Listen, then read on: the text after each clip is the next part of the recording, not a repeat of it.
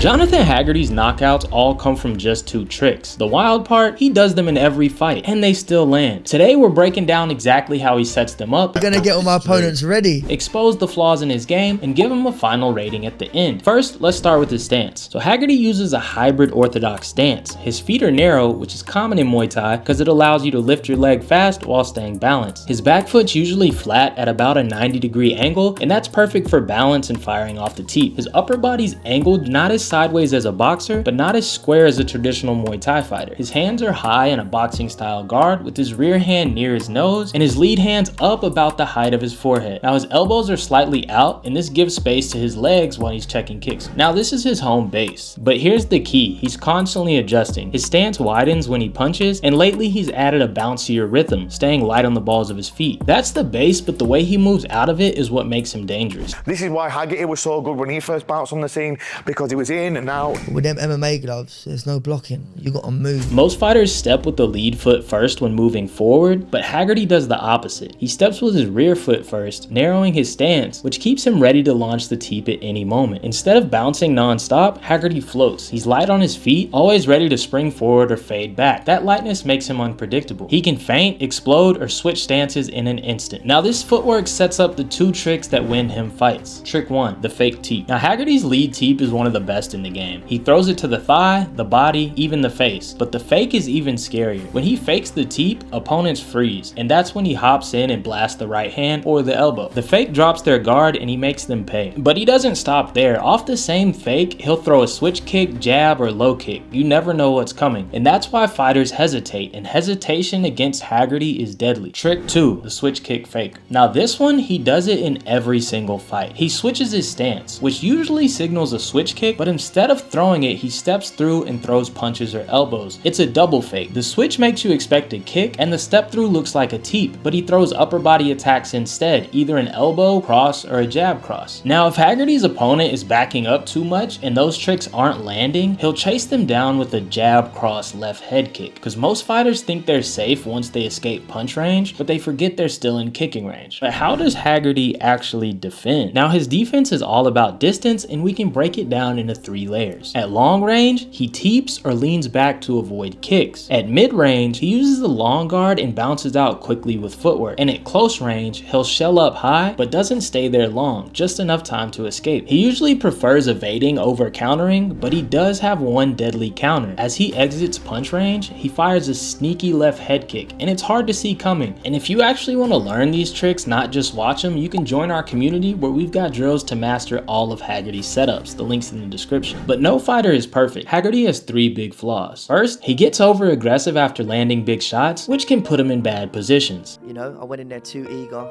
I thought that I hurt him, and then didn't really stick to the game plan. I went in there for the kill. Next, he gets stuck in his shell when he's pressured. And lastly, he doesn't do too well in the clinch. And as promised, we have to give him an overall rating on a scale from 0 to 100. Now at 135 pounds, he's nearly untouchable, so I give him a 95 overall. Outside of Rodtang, it's hard to see anyone beating him. But at 145, without the reach advantage, he drops to about an 88. What do you guys think? Drop your own ratings for Haggerty in the comments.